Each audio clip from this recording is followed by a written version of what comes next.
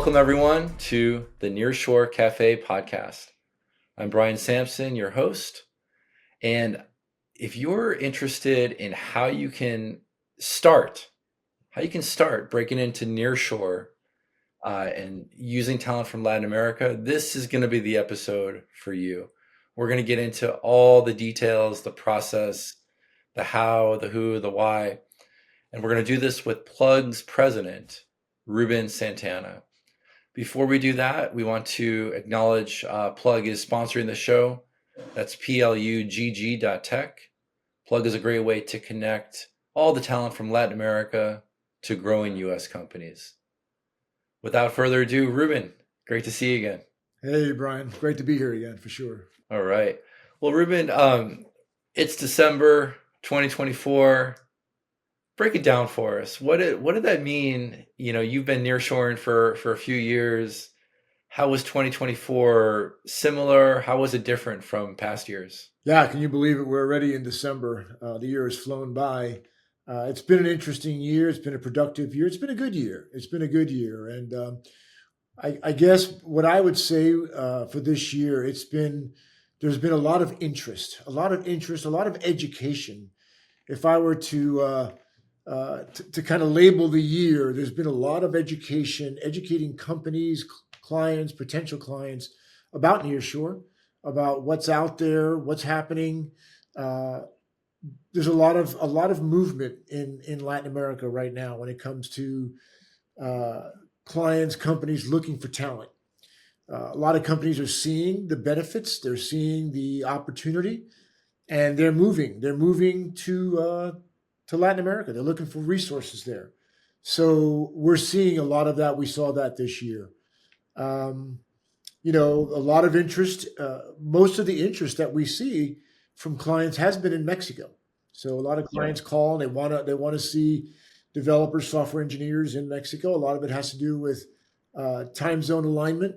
That's something they're very familiar with and would like that, as well as the cultural alignment that they feel is there in Mexico as well. So it's been a very interesting year when it comes to what we're seeing in Latin America. Yeah, so it sounds like an uptick for sure in demand. And when I think about it, it could come from companies that were already offshoring, maybe moving to Latin America, maybe using Eastern Europe, maybe they've never outsourced or offshored before. Are you seeing, movement from like one particular bucket over the other? No, it seems to be pretty mixed. Although I will tell you, you just mentioned that in Eastern Europe, and had a call yesterday for a company that's looking to move a software development center from Kosovo to Mexico. And so we've seen this before, and there's definitely some interest, and most of the interest centers around AI and them putting together a software development shop in Mexico for AI specifically. So as more demand comes to Latin America, what's the impact of supply? A competitor of Latin America is India, which seems to graduate more software engineers in a year than maybe in the entire continent of South America. Can Latin America keep up with this? I think we can be fine. I mean, knowing that Latin America has great universities, many of the developers that are working today in Latin America have been working for U.S. clients for many years, and they're continuing to do so. So the talent is there. So far, over the last 2 years, we haven't seen a hard time in being able to identify good talent. We're finding the talent that we need to find for the clients that we're working with, for sure. I do believe that as things begin to loosen up in 25, that could become an issue. That could become an issue. Demand could be a lot stronger than what we're seeing today. Any thoughts on the impact of the election that just happened in the U.S.? Is that going to create more opportunities for Latin America, less opportunities? I think it's going to create more opportunities. That's my opinion. And if the last month or 2 months are an indicator, I mean, I'm getting calls on a regular basis, whether that be from end clients or staffing companies, consulting companies that are looking for help navigating Nearshore, navigating Latin America, asking questions, wanting to know, and some of it is that they want to establish an entity in some of these countries. So educating them about what it takes to do that has been part of what we've been doing over the last several months. So as we think about this election, and for the last 8 years, let's talk about campaign slogans. Build a wall, right? Um, I'm going to assume that doesn't really impact the nearshore software development industry or call center or anything else. Can you maybe comment on that? Yeah, I mean, I'm not seeing any concerns today. I think there are some concerns about maybe some laws that might be put in place in some of these countries. But for us, 99% of what we do is contract labor. So it's people that are living in Latin America that are contracting through us for US companies. And so I don't think that's going to be really impacted. When we have a constrained supply, and it seems like the labor supply should keep up with demand, but anytime you have constrained labor supply, there's an impact on price, right? And there's also the other side of that. When you have a more mature market, price becomes a factor because it gets commoditized. Talk to us about those two different pieces of price. When there's more constraint on supply, but also more maturity in the market. Yeah, so we are seeing, there's no doubt, we're seeing rates go up. A lot of the software engineers in Latin America are being contacted, whether it be from U.S. based staffing agencies working near shore, from companies from India, or even Indian companies that are here in the U.S. with U.S. clients that are looking for nearshore talent. So we are seeing rates from developers go up. And what that's caused is, or what it's, a lot of clients are asking for us to do some deeper dives into some other countries. So we're looking at places like Colombia, places like Peru. So maybe second tier countries that have talent, very good talent, that companies want to see what the difference is in price in some of those countries. Besides price, are there any other trade-offs to consider? Like if a company was thinking, I'll put them in Lima or I'll put them in Mexico City. What are some other things of consequence for them to consider? I mean, I think a lot of it has to do with what are you looking for to begin with.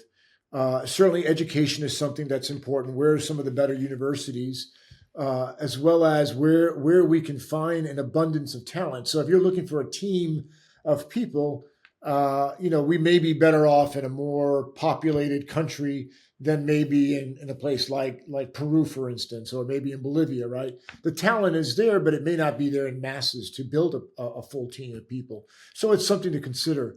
The other thing that we've worked a lot over the last couple of years and become pretty well versed in is when it comes to hardware and moving hardware around these different countries. A lot of our clients want the developers to have a new machine that they're working on that they can establish some security with their servers, their networks, and so for that, there's some understanding of what happens in terms of customs and getting machines in and out of those countries. So we've been able to educate to help find ways and abilities to be able to move equipment around Latin America. Yeah, could you go a little more specific? Are there countries that are just flat out easier and countries that are just flat out more difficult to get hardware into? Yeah, I mean Mexico by far is the easiest at right now to get equipment in and out of. That's not it's not generally an issue for us. Some of the other countries can be really challenging. Peru, for one, can be challenging trying to get equipment out of the country. The uh, the amount of money that they charge at customs to taxes to get things out of the country are exorbitant. Brazil can be also challenging. So we're seeing some of that in these countries. Costa Rica is another one that can be challenging. But it's knowing the ins and outs. We have contacts in some of these countries. We have vendors that can help us to be able to move equipment around Latin America, which is very helpful as well. Yeah, this is really interesting. As a market, as a talent market becomes more mature, the myth might be that there's DIY opportunities, do it yourself. If I'm a tech company, I'm thinking, well, I'll just figure this out. But I guess there's more nuance to it. Getting the right machine, figuring out what country to do, how to recruit. Are there, do you have any like thoughts around what a lot of first time users of Nearshore maybe they didn't quite realize? You're right. There is a lot that goes into it, and it starts, as you mentioned, it starts right from the beginning at the recruiting process when we start talking to them and building that rapport. All of our recruiters are in Latin America. They speak Spanish. They're from there. They can talk to talk. They understand the issues. They understand tax situations, healthcare situations, and they can have the conversations with these candidates, which is very important in building rapport, obviously, and building trust. So I think that's one of the things that you can't take for granted. And then through the whole interviewing process, being able to instruct them, making sure that they know what's going to take place. It also helps when you've built that rapport with them. After they've been placed and they're on assignment, we do a lot of work in what we call consulting care and just making sure that they're happy in their assignments and that they're enjoying the work they're doing. They're taking care of any issues or challenges they're having. We try to resolve those as quickly as possible for them. So all those things really matter. The culture in Latin America loves that type of care and feeding, if you will. And it makes a world of difference. And of course, we enjoy it. We love these guys do a great job for us, and we want to make sure that we reciprocate in that way. Yeah, I was going to assume that by being able to communicate to them in their native language, they might be more honest and forthcoming about challenges that they're facing. It is. And we had a case just recently with an individual who had some questions. And it wasn't that he couldn't speak English or couldn't understand English. It's just that he felt better understanding some of the technicalities when it comes to some of the laws, tax situations in Spanish. And that was really the driver that made a big difference in him being able to feel better about the opportunity that he was taking. Ruben, earlier you talked about companies are not just looking at individuals to hire, but teams. Maybe they're moving a team across the world or they're starting a brand new team.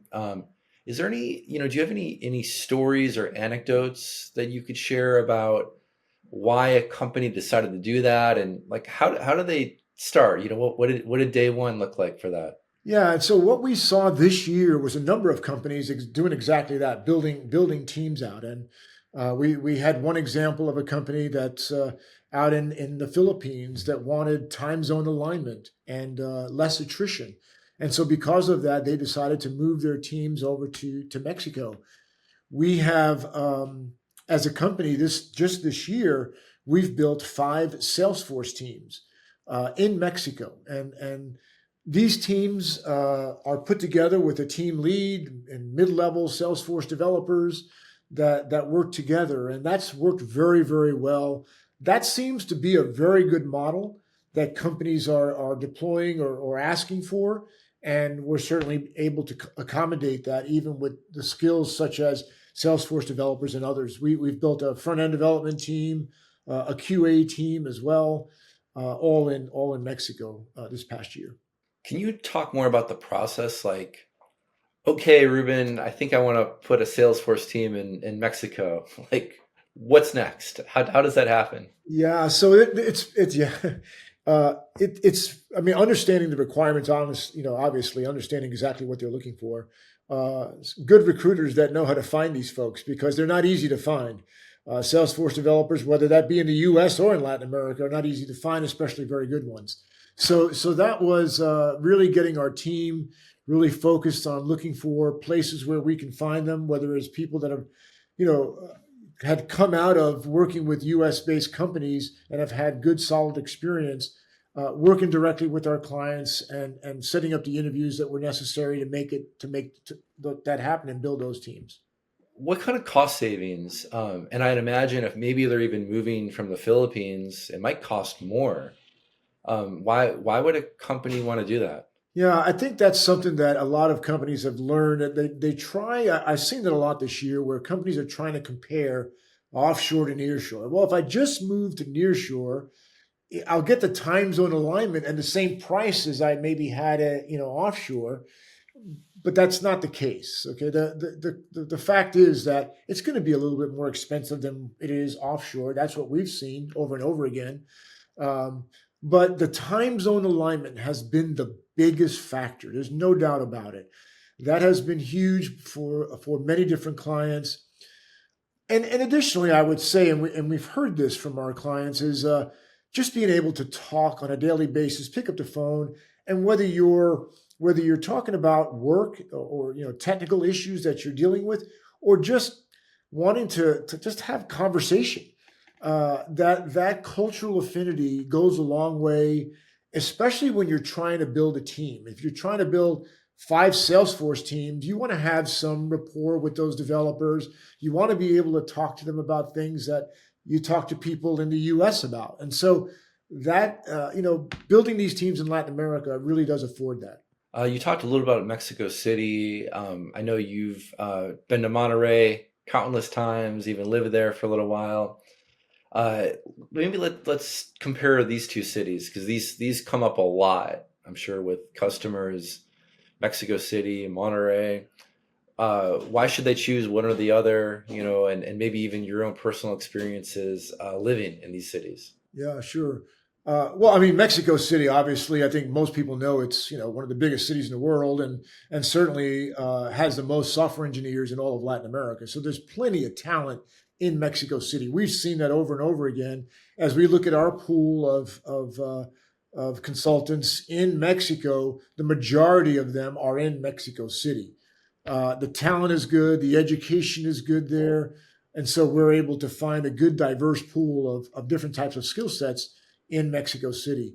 Next to Mexico City, there's Guadalajara, which is probably the next largest in terms of software engineers, and oftentimes is referred to as the Silicon Valley of Mexico.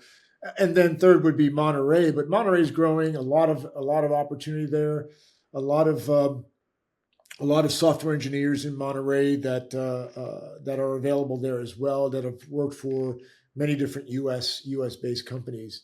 All of those cities are great cities. Personally, for me, we even though we've spent a lot of time in Monterey, I love Mexico City. It's got a very unique appeal, um, especially for somebody from the US. It's really a very cool city. Yeah, tell us more about that. Quality of life, restaurants. What does it mean for you? Yeah. It's an amazing place. My wife and I recently spent some time there. We spent time in places like Polanco, Roma Norte is another place, La Condesa. Those are good areas where there's plenty of expats, very international city, people from all over the world that are living there, working there, a lot of digital nomads that are there, working in cafes and restaurants or home. So it's a great city to be in. There's so much to do when it comes to just going to the museums. There's so many nice museums in Mexico City, beautiful parks. The greenery around Mexico City is really spectacular. At least for me, it is. It's pretty very very interesting, very nice. And then restaurants. I mean, you can't go wrong. I mean, some of the best restaurants in Latin America are in Mexico City, and I'm not talking about your tacos and things that are really about Mexico, but I'm talking about other types of foods, whether that be sushi or whether that be fish or different types of cuisines. It's got it all. The cafes are amazing. If you're a coffee lover, you'll never run out of places to go to. So yeah, it's very walkable. It's also very safe, extremely safe in Mexico City. So yeah, we love it there very much. It's a great place to be. Great place to be. Ruben, earlier you talked about Salesforce being uh, a hot skill set that's needed. What else do you predict for 2025 and beyond? Are there certain types of talent, certain skill sets that are going to be hotter than others? going into the next year? Yeah, I believe there is, Brian. And what I'm seeing so far in companies that are calling us and talking about the possibilities for 25 is a lot of skill sets around data. So whether that be data analysts, data engineers, data scientists, data architects, we're seeing a lot of demand for those types of skill sets for sure. Uh, we're seeing a lot of AI engineers, machine learning type folks as well. So I do believe that's going to increase as we go into 25 and see more of that.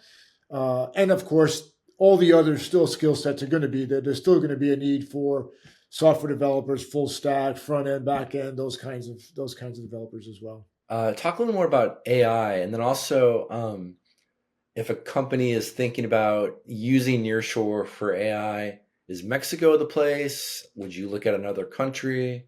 What are some of the considerations? So right now, what I'm seeing is that for sure Mexico is a place that we can find AI engineers.